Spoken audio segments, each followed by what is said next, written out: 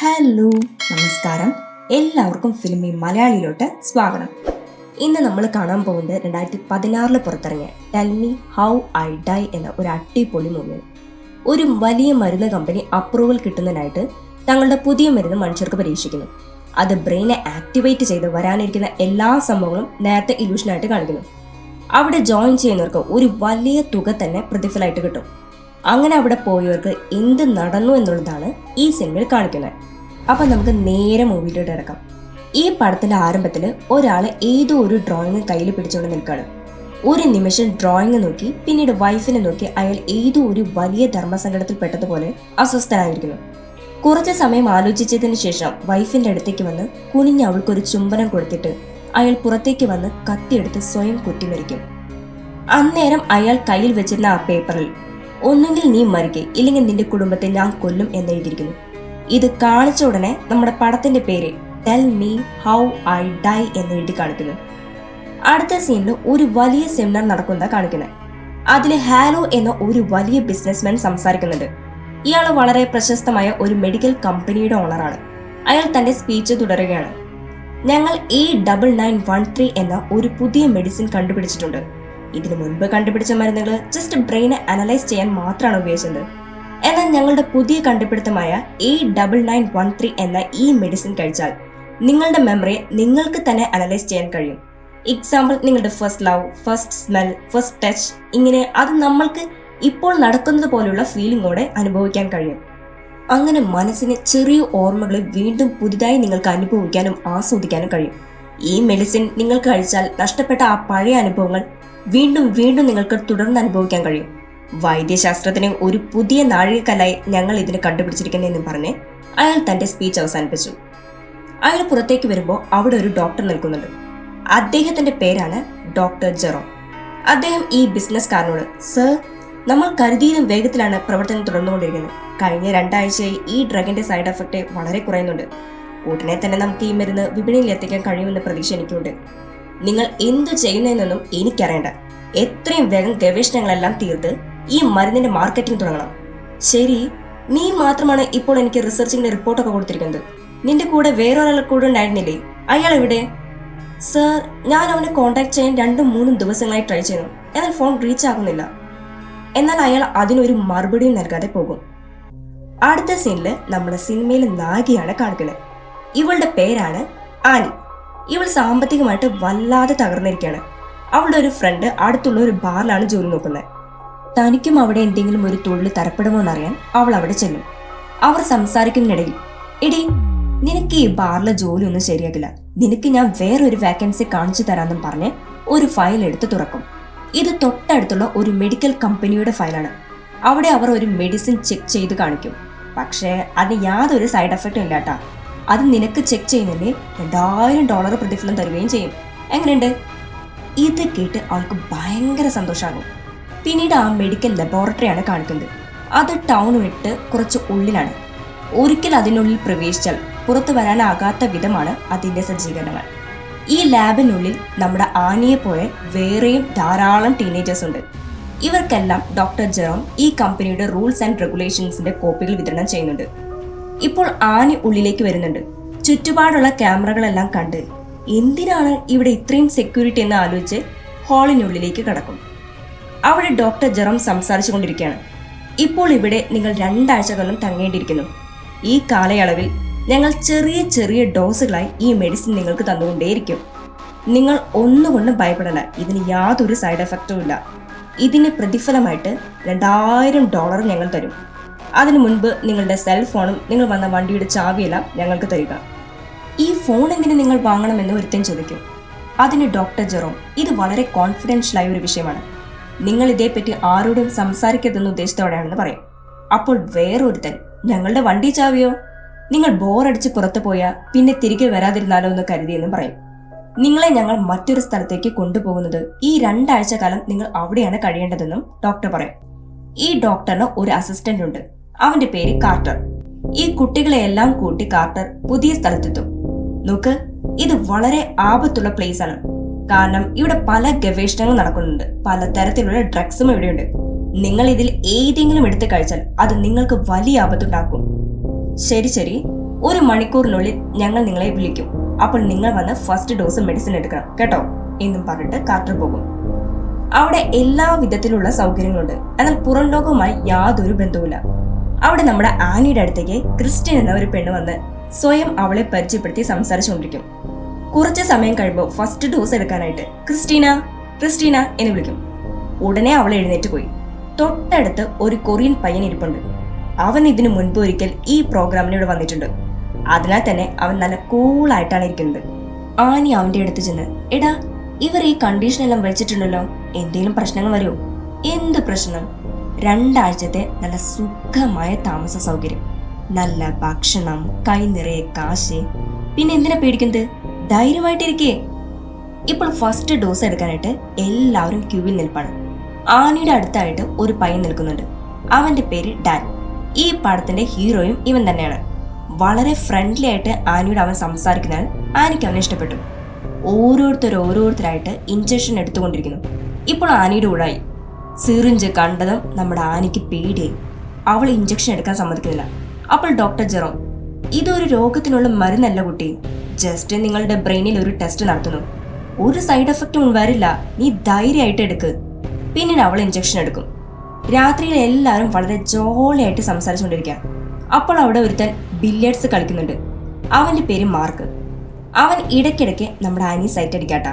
കുറച്ച് കഴിഞ്ഞ്, ആനി നീ എനിക്ക് കളിക്കാൻ കമ്പനി തരുമോ എന്ന് അവൻ ചോദിക്കും. അവൾക്കിത് തീരെ ഇഷ്ടപ്പെട്ടില്ല. ഇത് കണ്ട ഡാൻ, എന്താ നിനക്കൊരു കമ്പനിയല്ല വേണ്ടത്, വാ ഞാൻ കളിക്കാമെന്നും പറഞ്ഞ് സ്റ്റിക്ക് കയ്യിലെടുത്ത് കളിക്കാൻ തുടങ്ങും. 2 പേരും വിട്ടുകൊടുക്കാതെ വളരെ വാശിയോടെ കളിച്ചുകൊണ്ടിരിക്കും. ഇപ്പോൾ വിന്നിംഗ് പോയിന്റിൽ മാർക്ക് നിൽക്കുന്നു. ലാസ്റ്റ് ഒരേ ഒരു ബോള്, അതടിച്ചാൽ അവൻ ജയിക്കും. ആ ഷോട്ട് സ്ലോ മോഷനിൽ കാണിക്കുന്നു. അതവന് മിസ്സായി. നിരാശയോടെ എന്നും പറഞ്ഞ് തലയിൽ കൈവച്ച്, ശരി നീ ജയിച്ചെന്നും പറഞ്ഞ് അവൻ തിരിഞ്ഞു പോകാൻ തുടങ്ങുമ്പോൾ, എവിടെ ജയിച്ചു? നീ ഷോട്ട് അടിക്കാതെ ജയിച്ചെന്ന് പറഞ്ഞ് നിർത്തിയല്ലേ, മര്യാദയ്ക്ക് കളിക്കെന്ന് ഡാൻ പറയും. അവൻ നോക്കുമ്പോൾ ബോൾ അവിടെ തന്നെ ഉണ്ട്. വീണ്ടും അവൻ അടിക്കും. ഷോട്ട് മിസ്സാകും. നിങ്ങൾ ആരും കണ്ടില്ലേ ഞാൻ ഷോട്ട് അടിച്ചത് എന്ന് അവൻ ചോദിക്കും. പക്ഷെ ആരും അത് കണ്ടിട്ടില്ല. അവനെടുത്ത ഇഞ്ചക്ഷന്റെ എഫക്റ്റ് മൂലം ഫ്യൂച്ചർ അവന്റെ മനസ്സിലൂടെ ഒരു മിന്നായം പോലെ കടന്നു പോയാണ് ഇവിടെ നടന്നത്. ഇത് മനസ്സിലാക്കിയ ഡോക്ടറിന്റെ അസിസ്റ്റന്റ് ഉടനെ വന്ന് ഡോക്ടർ നിന്നെ കൂട്ടിക്കൊണ്ടുവരാൻ പറഞ്ഞു എന്ന് പറയും. അവൻ ഡോക്ടറിന്റെ റൂമിലേക്ക് ചെല്ലും. എന്തു പറ്റി? അപ്പോൾ കാർട്ടർ അവിടെ നടന്നതെല്ലാം പറയും. ഡോക്ടർ, എനിക്ക് ഭയമാണ്, എനിക്ക് ഒന്നിനും സ്മെല്ലില്ല, ടേസ്റ്റ് ഇല്ല, ഇങ്ങനെയെല്ലാം പുലമ്പാൻ തുടങ്ങും. അതെല്ലാം 2 ദിവസം കൊണ്ട് ശരിയാക്കും. ഇതേപോലെ കഴിഞ്ഞ പ്രോഗ്രാമിൽ ഒരു കുട്ടിക്ക് വലിയ വേദനയാണ് ഇഞ്ചക്ഷൻ എടുത്തു കഴിഞ്ഞ് അനുഭവപ്പെട്ടത്. ഒന്നും പേടിക്കാനില്ല, ധൈര്യമായിട്ട് പോകും. പിന്നെ നീ ഇത് രഹസ്യമായിട്ട് വെക്കണം. ഇപ്പോൾ റൂമിൽ ആനിയോട് സംസാരിച്ച ക്രിസ്റ്റീൻ എന്ന പെണ്ണിനെ കാണിക്കുന്നു. അവളോട് വേറൊരു പെണ്ണ് സംസാരിച്ചു കൊണ്ടിരിക്കുന്നു. ഇടയ്ക്ക് അവള് എന്തോ പറഞ്ഞ് ക്രിസ്റ്റീനെ കളിയാക്കും. ദേഷ്യം വന്ന ക്രിസ്റ്റീൻ പോടിയെന്നും പറഞ്ഞ് എഴുന്നേറ്റ് റെസ്റ്റ് റൂമിലേക്ക് പോയി ഡോർ തുറക്കും. അപ്പോൾ അവിടെ ആനി നിൽക്കുന്നുണ്ട്. പക്ഷെ യഥാർത്ഥത്തിൽ അവള് റെസ്റ്റ് റൂമിൽ പോയില്ല. ഇപ്പോൾ അവൾ റെസ്റ്റ് റൂമിൽ പോകാനായിട്ട് ഡോർ തുറക്കും. അപ്പോൾ ആനി അവിടെ നിൽക്കുന്നു. ഇവൾക്ക് ഇഞ്ചക്ഷന്റെ ഫലമായിട്ട് ഫ്യൂച്ചറിൽ നടക്കുന്നത് കാണാൻ കഴിയുമെന്ന് മനസ്സിലായി ഉടനെ അവളെയും ഡോക്ടറിന്റെ അടുത്തേക്ക് കൂട്ടിക്കൊണ്ടുപോകും. വിവരം ചോദിച്ചറിഞ്ഞ ഡോക്ടർ ഇത് ആരും അറിയാതെ സീക്രട്ട് ആയിട്ട് വെക്കണമെന്ന് പറഞ്ഞുവിടും. പക്ഷെ ഇവർ 2 പേരും അത് മറ്റു കുട്ടികളോട് ഡിസ്കസ് ചെയ്ത് ചിരിച്ച് ജോളിയായിട്ടിരിക്കും. അപ്പോൾ അവിടേക്ക് അസിസ്റ്റന്റ് കാർട്ടർ വന്ന്, നിങ്ങൾ ഉറങ്ങാതെ ഇരിക്കരുത്, പെട്ടെന്ന് കിടന്നുറങ്ങ് എന്ന് വാൺ ചെയ്യും. എന്തോ ഒരു പന്തിക്കേടുണ്ടെന്ന് കുട്ടികൾ മനസ്സിൽ കരുതി കിടക്കാൻ പോകും. അടുത്ത സീനിലെ മെഡിക്കൽ കമ്പനി ഓണറുമായി ഡോക്ടർ ജെറോം ഫോണിൽ സംസാരിക്കുന്നതാണ് കാണിക്കുന്നത്. ഇനി ഒരു 4 നാൾ കൊണ്ട് എല്ലാം ഫിനിഷ് ആകുമെന്ന് ഡോക്ടർ അയാളോട് പറയും. അപ്പോൾ അയാൾ സ്റ്റാർട്ടിംഗ് സീനിൽ കാണിച്ച കത്തിക്കൊണ്ട് സൂയിസൈഡ് ചെയ്ത ഡോക്ടറിന്റെ ഫ്രണ്ടിനെ കുറിച്ച് പറയും. അവന്റെ കയ്യിൽ ചില പ്രധാനപ്പെട്ട ഡ്രോയിങ്സ് ഉണ്ടായിരുന്നു, അത് എവിടെയെന്നറിയില്ല എന്ന് ഓണർ പറയും. എന്ത് ഡ്രോയിങ്സോ എന്നും പറഞ്ഞ് ഡോക്ടർ ഫോണും കട്ട് ചെയ്ത് തന്റെ കയ്യിലുള്ള ഡ്രോയിങ്സ് തുറന്നു നോക്കും. ഇവൻ എന്തിനു ഫോൺ കട്ട് ചെയ്തെന്ന് ആലോചിച്ച് മെഡിക്കൽ കമ്പനി ഓണർ ഡ്രൈവറിനോട് വണ്ടി നേരെ കമ്പനിയിലേക്ക് വിടാൻ പറയും. അടുത്ത സീനിൽ നായികയെ കാണിക്കുന്നുണ്ട്. അവൾക്ക് തീരെ ഉറങ്ങാൻ കഴിയുന്നില്ല. ശരി, ബാത്റൂമിൽ പോയി വരാമെന്നും കരുതി അവൾ അങ്ങോട്ട് പോകും. വീണ്ടും തിരിച്ചു വരുമ്പോൾ അവൾ അലറിയോടും. കാരണം ഏതോ ഒരു ഭയങ്കര ഗ്യാസ് ലീക്കായി എല്ലാവരും ശ്വാസം മുട്ടി മരിക്കാൻ തുടങ്ങുന്നു. അവൾ ചുറ്റുമൂടി ഡോർ തുറക്കാൻ ശ്രമിക്കും. എന്നാൽ എല്ലാം ലോക്കാണ്. പെട്ടെന്ന് അവൾ കണ്ണ് ചിമ്മി തുറന്നു. അവിടെ ഒന്നും നടന്നിട്ടില്ല. അവൾ ബാത്റൂമിൽ തന്നെ നിന്നിട്ടിരിക്കുന്നു. അവൾക്ക് ഫ്യൂച്ചർ മനസ്സിൽ തെളിഞ്ഞതാണ്. ഇനിയും ഇവിടെ തുടർന്ന ഏതു വലിയ ആപത്ത് നടക്കുമെന്ന് മനസ്സിലാക്കി അവൾ തന്റെ തിങ്സ് എല്ലാം പാക്ക് ചെയ്ത് പുറപ്പെടാൻ റെഡിയാകും. എന്നാൽ അവൾക്ക് ഡോർ ഒന്നും തുറക്കാൻ സാധിക്കില്ല. ഉടനെ അവളൊരു കമ്പി എടുത്ത് കണ്ണാടി അങ്ങ് ഉടയ്ക്കും. ശബ്ദം കേട്ട് ഉറങ്ങിക്കിടന്ന എല്ലാവരും അവിടേക്ക് വരും. കാർട്ടർ അവിടേക്ക് വന്നു. നീ എന്ത് പ്രാന്താണ് ഈ കാണിക്കുന്നതെന്ന് ചോദിക്കും. എന്നെ തടയരുത്, എനിക്ക് പുറത്തു പോകണം.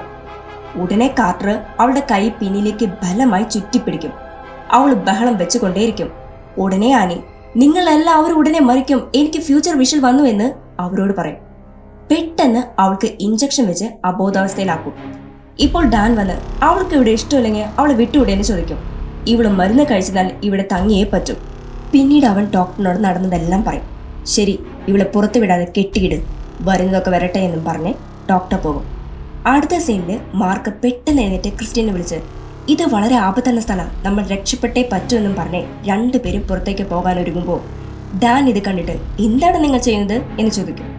ഉടനെ മാർക്ക്, ഇവിടെ നമ്മൾ കഴിയുന്ന ഓരോ നിമിഷവും ആപത്താണ്, നീയും വാ, നമുക്ക് പെട്ടെന്ന് രക്ഷപ്പെടാന്ന് പറയും. ഓക്കെ എന്നും പറഞ്ഞ് ഡാൻ അവരോടൊപ്പം ഓരോ ഡോറിന്റെയും അടുത്ത് പോകും. എല്ലാ ഡോറും ലോക്കാണ്. എന്നാൽ പെട്ടെന്ന് തന്നെ 6 ആക്സസ് കാർഡ് യൂസ് ചെയ്തു ഇതോടെ ഡോർ തുറക്കും.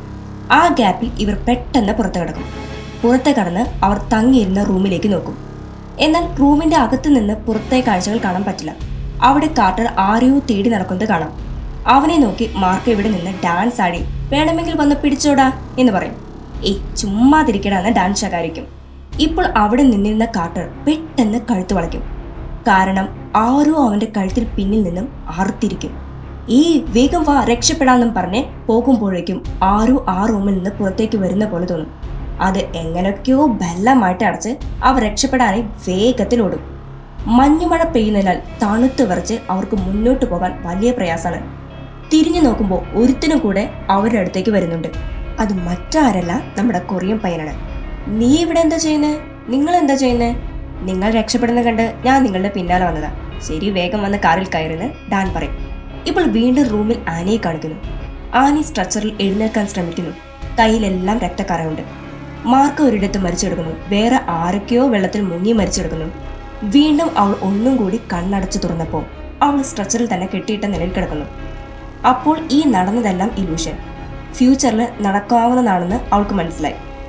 തിരിച്ച് കാറിനുള്ള സീന കാണിക്കുന്നത്. മാർക്ക് കൊറിയൻ പയ്യനോട്, സത്യം പറയടാ, നീയല്ല ആ കാർട്ടിനെ കൊന്നത്? ഞാൻ സത്യമായിട്ടും കൊന്നിട്ടില്ല. നിനക്ക് ശരിക്കും ഇല്യൂഷൻ വന്നിരുന്നോ എന്ന് ഡാൻ മാർക്കിനോട് ചോദിക്കും. ഉവ്. അപ്പോൾ ആനിക്ക് തോന്നിയ ഇല്യൂഷനും ആ ഗ്യാസ് ലീക്കിൽ എല്ലാവരും മരിച്ചു പോകുന്നത് അത് യാഥാർത്ഥ്യമായിരിക്കും അല്ലേ? അതിനു മുൻപ് നമ്മൾ പോയി അവരെ രക്ഷിച്ചു കൊണ്ടുവരണമെന്ന് ഡാൻ പറയും. പക്ഷെ ആരും അതിനോട് യോജിക്കില്ല. അപ്പോൾ ഡാൻ, ശരി, ഇതെന്റെ കാറല്ലേ, കീ ഞാൻ എടുത്തിട്ട് പോകുന്നു, ഞാൻ വരുന്നവരെ നിങ്ങൾ വെയിറ്റ് ചെയ്യുമെന്നും പറഞ്ഞ് ഡാൻ അവരെ രക്ഷപ്പെടുത്താനായി കാറിൽ നിന്ന് ഇറങ്ങും. പുറത്ത് മഞ്ഞ് ശക്തമായിട്ട് വീഴുന്നുണ്ട്. മറ്റു വഴിയില്ലാതെ മറ്റു രണ്ടുപേരും ഡാനിന്റെ കൂടെ പോകും. പക്ഷെ കൊറിയൻ പയ്യൻ കാറിനുള്ളിൽ തന്നെ ഇരിക്കും. ഉള്ളിൽ പോയി എങ്ങനെയെല്ലാം രക്ഷപ്പെടുത്താമെന്ന് ആലോചിക്കുമ്പോൾ അവിടെ 2 കെമിക്കൽ ബോട്ടിൽസ് അവർ കാണും. ഇത് രണ്ടും മിക്സ് ചെയ്താൽ ഒരു വലിയ വിഷവാതകമായി മാറും. അപ്പോൾ ആനി കണ്ട ഇല്യൂഷൻ ശരിയാണെന്ന് ഡാൻ പറയും. ശരി, നമ്മൾ ഉടനെ തന്നെ അവളെ തേടി കണ്ടുപിടിക്കാമെന്ന് പറയുമ്പോൾ അവൾ തൻ്റെ കയ്യിലെ ബെൽറ്റ് എല്ലാം കട്ട് ചെയ്തിട്ട് മുറിവുകളോടെ പുറത്ത് വന്ന് നോക്കുമ്പോൾ ഗ്യാസ് റൂം മുഴുവൻ വ്യാപിച്ച് അതിലുള്ള കുട്ടികൾ ശ്വാസം മുട്ടി മരിക്കാൻ തുടങ്ങുന്നു. അവൾ പൊട്ടിക്കരഞ്ഞുകൊണ്ട് ആ റൂമിന്റെ കതക് തല്ലി തുറക്കാൻ ശ്രമിക്കും. അപ്പോൾ ഡാനും കൂട്ടരും വന്ന്, വേണ്ട, നീ ഇപ്പോൾ ഈ കതക് തുറന്നാൽ നമ്മൾ മരിക്കും, ഇത്രയും വേഗം നമ്മൾ രക്ഷപ്പെടണമെന്ന് പറയും. ഉടനെ ആനി പൊട്ടിക്കരഞ്ഞുകൊണ്ട്, നിങ്ങൾ എല്ലാവരും മരിച്ചു കിടക്കുന്നത് ഇല്യൂഷൻ എനിക്ക് വന്നു എന്ന് പറയും. ഇത് കേട്ട മാർക്ക്, പൊടി, നീ ഒരു പ്രാന്തിയെ മാറിയിരിക്കുന്നത്, എന്തെല്ലാം വായിൽ തോന്നുന്നെല്ലാം പുറമുണ്ടെന്ന് പറഞ്ഞ് വഴക്കുണ്ടാക്കും. ചുമ്മാതിരിക്കടാ എന്ന് ഡാനി പറയും. അല്ല, നമ്മുടെ ക്രിസ്റ്റിൻ എവിടെ പോയെന്ന് അവൻ ചോദിക്കും. ഇപ്പോൾ ക്രിസ്റ്റിൻ ഇവരുടെ കൂടെ നിന്നാൽ രക്ഷപ്പെടാനാവില്ല എന്ന് കണ്ട് തനിയെ ഓടാൻ ആരംഭിക്കും. അവസാനം അവള് ലോണ്ടറി റൂമിൽ ഒരു ബോക്സിൽ കയറി ഒളിക്കും. അതിൽ നിറയെ ഇലക്ട്രിക് വയറുകൾ ഉണ്ടായിരുന്നതിനാൽ അവൾ അതിൽ ചുറ്റും വരിക്കും. അവളെ തേടി നടന്ന ഡാനിയും കൂട്ടരും കറക്റ്റായിട്ട് ക്രിസ്റ്റി ഒളിഞ്ഞ ബോക്സ് കണ്ടുപിടിച്ച് തുറന്നു നോക്കും. അതൊരു വലിയ ട്രാപ്പാണ്. അതിൽ വീണാൽ മരണം ഉറപ്പെന്ന് അവർ മനസ്സിലാക്കി. താഴെ അവളുടെ ഡെഡ് ബോഡി എടുക്കാനോടും. പക്ഷേ അവിടെ അവളുടെ ഡെഡ് ബോഡി ഇല്ല. നമ്മൾ ശരിക്കും ഒരു ചതിയിൽ പെട്ടിരിക്കുന്നെന്ന് അവർക്ക് മനസ്സിലായി. എല്ലാം ഇവളെ രക്ഷിക്കാൻ നോക്കിയാൽ നമുക്ക് വന്ന വിനയാ, ഇവളാണ് എല്ലാത്തിനും കാരണം. ശരി, ഇനി നിനക്ക് എന്തെല്ലാം തോന്നുന്നു എന്ന് കോപത്തിൽ ആനിയെ നോക്കി മാർക്ക് ചോദിക്കും. എനിക്ക് ഡോർ ലൈറ്റ് ബ്ലൂ റെഡ് ഇങ്ങനെ മാറി മാറി കത്തിക്കൊണ്ടിരിക്കുന്നത് കാണാമെന്ന് അവൾ പറയും. ഫ്രണ്ട്സ്, നമ്മൾ കഴിയുന്നത്ര വേഗത്തിൽ രക്ഷപ്പെടണമെന്ന് പറഞ്ഞ് അവരോടും. എന്നാൽ ഡോറിന്റെ അടുത്ത് എത്തുമ്പോഴേക്കും അത് ലോക്കാക്കും. പിന്നീട് ഗാർഡന്റെ സൈഡിലെ ഡോറിന്റെ അടുത്തേക്ക് പോകും. അതും ലോക്കാണ്. അവർ കൊറിയൻ പയ്യനെ വിളിച്ച് ഏയ് വന്ന് ഞങ്ങളെ രക്ഷിക്കടാന്ന് പറയും. പക്ഷേ ഗ്ലാസിന് പുറത്ത് ശബ്ദം കേൾക്കില്ലല്ലോ. അവർ സെക്യൂരിറ്റി റൂമിൽ പോയി തരും. അവിടെയും കതക് തുറക്കാനുള്ള വഴിയില്ല. അപ്പോൾ ആനി നമുക്ക് ഡോക്ടറുടെ റൂമിൽ പോയി നോക്കാമെന്നും പറഞ്ഞ് അവിടേക്ക് പോകും. അതേസമയം കാറിൽ വന്നുകൊണ്ടിരുന്ന കമ്പനി ഓണർ വഴിയിൽ മഞ്ഞ് കൂടിയതിനാല് ഗതാഗത തടസ്സം നേരിട്ട് സൈഡിൽ വണ്ടി നിർത്തിയിട്ടിരിക്കുകയാണ്. മറുഭാഗത്ത് ഡാനിയുടെ കാറിലിരിക്കുന്ന കൊറിയൻ പയ്യൻ തന്റെ പോക്കറ്റിൽ നിന്നും ഒളിച്ചു വെച്ചിരുന്ന കുറച്ച് മരുന്നുകൾ പുറത്തെടുത്ത് നോക്കും. അതെല്ലാം അവർക്ക് ഇഞ്ചക്ഷൻ ചെയ്യാനായിട്ട് റൂമിൽ വെച്ചിരുന്നവയാണ്. കാറിൽ ഇരുന്ന് ബോറടിച്ചപ്പോൾ ഇവൻ പുറത്തേക്ക് ഇറങ്ങും. അവിടെയുള്ള ഒരു ഗാരേജിൽ കടക്കും. അതിന്റെ ഉള്ളിൽ ഒരു സ്നോ ബൈക്ക് കിടക്കുന്നുണ്ട്. ഇതെന്താ സ്നോ ബൈക്ക് ആണല്ലോ, പക്ഷെ ഇതിന് ചാവിയില്ലല്ലോ എന്നും പറഞ്ഞ് അവൻ അതിന്റെ ബോക്സ് തുറക്കും. അതിൽ കുറച്ച് ഡ്രോയിങ്സ് ഉണ്ട്. അതിൽ ഇവൻ മരിച്ചു കിടക്കുന്ന ഒരു ഡ്രോയിങ് ഉണ്ട്. ഇത് കണ്ട് അവൻ ഭയന്ന് വിറയ്ക്കും. ഇന്നേരം ഡാനും കൂട്ടനും ഡോക്ടറുടെ റൂമിൽ വന്ന് അവർ അവിടെ ഒരു വീഡിയോ പ്ലേ ചെയ്ത് നോക്കി. അപ്പോൾ അതിൽ സ്റ്റാർട്ടിങ്ങിൽ നമ്മൾ കണ്ട സൂയിസൈഡ് ചെയ്ത ഡോക്ടറും ഈ ഡോക്ടർ ജെറോമും ചേർന്ന് ഒരു സൈക്കോ പേഷ്യന്റിന് ട്രീറ്റ്മെന്റ് കൊടുക്കുന്നു. അവർ ഓവർ ഡോസ് ഇഞ്ചക്ഷൻ കൊടുത്താണ് ഇവനെ സൈക്കോ ആക്കിയത്. ഇവന്റെ പേരാണ് പാസ്കൽ. ഒരേ ഒരു ഇഞ്ചക്ഷൻ കൊടുത്ത കുട്ടികൾ ഇത്ര മാറ്റം വന്നപ്പോൾ ഇവനെ എത്ര അധികം മരുന്ന് കൊടുത്താണ് സൈക്കോ ആക്കിയിരിക്കുന്നത് അല്ലേ? ഈ സൈക്കോ അതായത് പാസ്കൽ തനിക്ക് വരുന്ന ഇല്യൂഷൻസ് എല്ലാം അപ്പോഴേ ഡ്രോയിങ് ആക്കി പേപ്പറിൽ വരഞ്ഞു കൊടുക്കും. അവൻ ഓവർ ഡോസ് കൊടുക്കുന്നതിൽ അവൻ പറയുന്ന ഡ്രോയിങ്സും വളരെ തീവ്രതയുള്ളതായിരിക്കും. ഇതിനിടയിൽ കൊറിയൻ പയ്യൻ അവർക്ക് ഫോൺ ചെയ്യും. ദേഷ്യത്തിലെ ഡാനെ നീ പോലീസിനെ വിളിക്കുകയെന്ന് പറയും. ഉടനെ അവൻ ഞാൻ അതെല്ലാം ട്രൈ ചെയ്തു, പക്ഷേ ഇത് ഇവിടെയുള്ള ഇന്റർകോമിലേക്ക് മാത്രമേ കണക്ഷൻ ഉള്ളൂ എന്ന് പറയും. ശരി, അവിടെ ഇപ്പൊ എന്താ സംഭവിക്കുന്നത്? ഇവിടെ ഞങ്ങൾ 3 പേര് മാത്രമേ ഉള്ളൂ, മറ്റെല്ലാവരും മരിച്ചു കഴിഞ്ഞു. ശരി, ഞാൻ പറയുന്നത് ശ്രദ്ധിച്ചു കേൾക്കും. അവിടെ ഒരു ലോക്കർ പോലെ ചെറിയൊരു റൂമുണ്ട്. അവിടെ ആർക്കും വരാൻ പറ്റില്ല. അതിനുള്ളിൽ ഒളിച്ചിരുന്നാൽ മോർണിംഗ് പോലീസ് വരുന്നവരെ നിങ്ങൾ സേഫ് ആയിരിക്കുമെന്ന് കൊറിയൻ പയ്യൻ പറയും. ഇപ്പൊ ഇവിടെ മാർക്ക് ഭയങ്കരമായിട്ട് വഴക്കുണ്ടാക്കിക്കൊണ്ടിരിക്കുക. നിന്നാണ് ഞങ്ങൾ ഇവിടെ കുടുങ്ങിപ്പോയത്, അങ്ങനെയാണ് ഇങ്ങനെയാണെന്നൊക്കെ.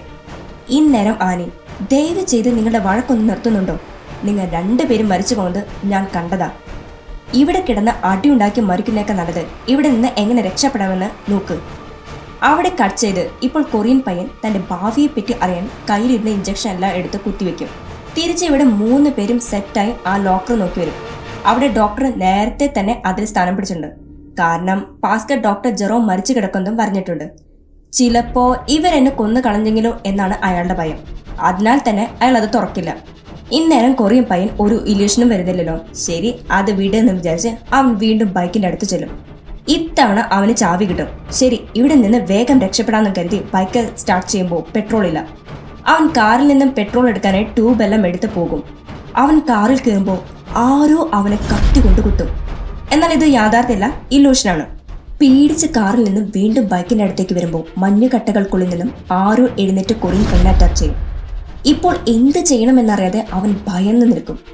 വീണ്ടും കട്ട് ചെയ്ത് നമ്മുടെ ഡോക്ടറിനെ കാണിക്കുന്നത്. മര്യാദയ്ക്ക് ലോക്ക് തുറക്ക് എന്ന് ഡാനി വിളിച്ചു പറയും. ഈ സംഭവങ്ങൾക്കെല്ലാം ആരാ കാരണമെന്ന് അവൻ ചോദിക്കും. എല്ലാം പാസ്കലാണ് ചെയ്തത്. ഞാൻ അവന് ഓവർഡോസ് മെഡിസിൻ കൊടുത്തു. അവന്റെ മനസ്സിലെ 3-4 വർഷത്തിൽ നടക്കാൻ പോകുന്ന കാര്യങ്ങൾ ഇല്യൂഷനായിട്ട് വരും. അതവൻ ഉടനെ ഡ്രോയിങ് ആക്കും. ഇവിടെ കൊറിയൻ പയ്യൻ ഭയങ്കരമായിട്ട് ടെൻഷനിലാണ്. എന്തു ചെയ്യണമെന്നറിയില്ല. പേടിച്ച് അവൻ പെട്രോൾ എടുക്കാനായിട്ട് കാറിന്റെ അടുത്തേക്ക് പോകും. അവിടെ അവന് വന്ന ഇല്യൂഷൻ പോലെ തന്നെ ആരോ കുത്തി കാറിനുള്ളിൽ മരിക്കും. ഈ സംഭവങ്ങൾക്കിടയിൽ നമ്മുടെ ഡാനും ആനിയും റൊമാൻറ്റിക് മൂഡിലായിരിക്കുന്നത്. ഇത് കണ്ട മാർക്കിന് കോപം സഹിക്കാനാകാതെ ഇതിനെല്ലാം നീയാണ് കാരണമെന്ന് പറഞ്ഞ് ഡാനുമായിട്ട് ഒരു ഉഗ്രൻ സ്റ്റണ്ട് നടത്തും. അതിൽ മാർക്ക് പോക്കറ്റിൽ സൂക്ഷിച്ചിരുന്ന കത്തി കൈ തട്ടി അവന്റെ ശരീരത്തിൽ കുത്തി അവൻ മരിച്ചു വീഴും. ഉടനെ ഡാനും ആനിയും രക്ഷപ്പെടാൻ അവിടെ നിന്ന് ഓടും. അവർ ടെറസിലേക്കാണ് ഓടുന്നത്. താഴെ മഞ്ഞ് കട്ടകൾ കൂമ്പാരമായിട്ട് കിടക്കുന്നതിനാല് അതിൽ ചാടി രക്ഷപ്പെടാമെന്നാണ് പ്ലാൻ. അവർ 2 പേരും ചേർന്ന് 1, 2, 3 എന്ന് പറഞ്ഞ് ചാടും. എന്നാൽ ആനി മാത്രമേ ചാടിയുള്ളൂ. ഇപ്പോൾ ഡാൻ അവളോട് നീ തെറിച്ചിരിക്കുന്ന പോക്കറ്റിൽ കാർ ചാവിയുണ്ട്, പെട്ടെന്ന് രക്ഷപ്പെട്ടോ, ഞാൻ പാസ്കലിന്റെ കഥ തീർത്തിട്ട് വരാം, ഇല്ലെങ്കിൽ വലിയ ആപത്താണെന്നും പറഞ്ഞ് സൈക്കോയെ തേടി വീണ്ടും വരും. ആനി നേരെ കാറിന്റെ അടുത്തേക്ക് പോകും. അതിൻ്റെ ഉള്ളിൽ കൊറിയൻ പയ്യൻ മരിച്ചു കിടക്കുന്നത് കണ്ട് ഒരു നിമിഷം പക്കച്ചു നിൽക്കും. ശരി, ആലോചിക്കാൻ നേരമില്ല, പെട്ടെന്ന് രക്ഷപ്പെടണം എന്നും വിചാരിച്ച് കാർ സ്റ്റാർട്ട് ചെയ്യുമ്പോൾ ലൈറ്റിനുള്ളിൽ ക്രിസ്റ്റിന്റെ ഡെഡ് ബോഡി. എനിക്ക് വന്ന ഇലൂഷനിൽ ഇവൾ ബാത്റൂമിൽ മരിച്ചു കിടക്കുന്നതായിരുന്നല്ലോ. എന്നാൽ അവൾ ഇവിടെയാണല്ലോ മരിച്ചത്. അപ്പോൾ ഇലൂഷൻ 100% കറക്റ്റായി പാലിക്കില്ല. അങ്ങനെയെങ്കിൽ ഡാനി രക്ഷപ്പെടാൻ സാധ്യതയുണ്ടെന്ന് കരുതി കാറുമായി നേരെ ലാബിലേക്ക് വരും. അവിടെ പോയി ഡോക്ടറിനെ കണ്ട് സത്യം പറയും. ഈ ഇലൂഷൻ നടക്കാതിരിക്കാനും സാധ്യതയുണ്ട്. പക്ഷേ ഇവിടെ നടക്കുന്ന എല്ലാ കൊലകളും സൈക്കോ പാസ്കൽ തന്റെ ഇലൂഷൻ വെച്ച് ചെയ്യുന്നതാണ്. അപ്പോൾ ഞാനും ഓവർഡോസ് ഇഞ്ചെക്ട് ചെയ്താൽ എനിക്ക് അവനെ കൊന്നിട്ട് ഡാനി രക്ഷയും കഴിയുമെന്നും പറഞ്ഞ് അവൾ ഒരു ബോട്ടിൽ ഫുൾ ഡ്രഗും തനിക്ക് ഇഞ്ചെക്ട് ചെയ്യും. ഇത് കണ്ട ഡോക്ടർ നോ അത് ചെയ്യാതെ എന്ന് ഇത്ര പറഞ്ഞിട്ടും അവൾ കൂട്ടാക്കിയില്ല. എനിക്ക് ഡാൻ വേണം എന്ന് അവൾ പറഞ്ഞുകൊണ്ടേയിരിക്കും. അടുത്ത 5 മിനിറ്റിൽ നടക്കുന്ന ഇലൂഷൻ ഹീറോയിന് കിട്ടുമ്പോൾ പാസ്കലിന് അടുത്ത 5 വർഷം നടക്കുന്ന സംഭവങ്ങൾ കാണാൻ കഴിയും. അത്ര അധികം ഡോസേജ് അവന്റെ ശരീരത്തിൽ കയറി കഴിഞ്ഞു. ആനി ഓവർഡോസ് ഇഞ്ചെക്ട് ചെയ്ത് ഡാനിനെ രക്ഷിക്കാൻ വരുന്ന ഇലൂഷൻ അറിഞ്ഞ പാസ്കൽ അതിനു മുൻപേ അവനെ കത്തിയാൽ കുത്തി വെള്ളത്തിൽ താഴ്ത്തി അവൻ അവിടെ നിന്ന് ഓടിമറിയും. അതേസമയം ഈ കമ്പനിയുടെ ഓണർ അവിടെ എത്തിയിട്ടുണ്ടാകും. ഇവിടെ എന്താണ് നടക്കുന്നത്? ഒരുത്തനും ഫോൺ അറ്റൻഡ് ചെയ്യുന്നില്ല. എന്താ നിങ്ങൾ വിചാരിച്ചിരിക്കുന്നതെന്ന് ഭയങ്കരമായിട്ട് ദേഷ്യപ്പെടും. ഉടനെ ഡോക്ടർ അയാളെ ലോക്കറിൻ്റെ ഉള്ളിലേക്ക് വലിച്ചിടും. അപ്പോൾ അയാൾ വലിച്ചുകൊണ്ടിരുന്ന സിഗരറ്റ് താഴെ വീണ് അവിടെ എല്ലാം തീ പടരാൻ ആരംഭിക്കും. കാരണം ആ ലാബിൽ മുഴുവനും പാസ്കൽ പെട്രോൾ ഒഴിച്ചിട്ടുണ്ടാവും. കത്തിപ്പെടുന്ന ഈ തീയിൽപ്പെട്ട് കമ്പനി ഓണറും ഡോക്ടർ ജെറോമും എരിഞ്ഞു ചാകും. ഇപ്പോൾ ആനി ഡാനെ താങ്ങി പിടിച്ച് പുറത്തേക്ക് കൊണ്ടുവരുന്നുണ്ട്. അവന്റെ മുറിവ് വളരെ ആഴമേറിയാലേ അവൻ പുറത്തേക്ക് വരുമ്പോൾ പിടഞ്ഞു വീണ് മരിക്കും. ആനി പൊട്ടിക്കരഞ്ഞുകൊണ്ട് നോക്കുമ്പോൾ പാസ്കൽ ടെറസിൽ നിൽക്കുന്നത് കാണാം. ആനിയുടെ മരണം മാത്രം അവന് ഇലൂഷനായി വന്നിട്ടുണ്ടായിരുന്നില്ല. അതിനാലാണ് അവളെ വെറുതെ വിട്ടത്. ആനി കരഞ്ഞുകൊണ്ട് അവിടെ നിന്ന് നടന്നു നീങ്ങും. ഇതോടെ ഈ കഥ ഇവിടെ അവസാനിക്കുന്നു. ഞാനും എൻ്റെ കഥ ഇവിടെ അവസാനിപ്പിക്കുന്നു. നിക്ക് പ്ലീസ്. നമ്മുടെ വീഡിയോസൊക്കെ ഒരുപാട് ആളുകൾ കാണുകയും പോസിറ്റീവായിട്ടുള്ള കമൻറ്റ് ഇടുകയും ചെയ്യുന്നുണ്ട്. അതിലൊക്കെ എനിക്ക് വളരെയധികം സന്തോഷം. എന്നാൽ കാണുന്നതിനോടൊപ്പം തന്നെ സബ്സ്ക്രൈബ് ചെയ്യാൻ ആരും മറക്കരുത്. ഇതുവരെ എനിക്ക് കട്ട സപ്പോർട്ടായിട്ട് നിന്ന എല്ലാവർക്കും നന്ദി. അപ്പോൾ എല്ലാവരും മറക്കാതെ നമ്മുടെ ചാനൽ സബ്സ്ക്രൈബ് ചെയ്ത് ബെല്ലൈക്കൺ പ്രസ് ചെയ്യണം. Thank you. ബൈ.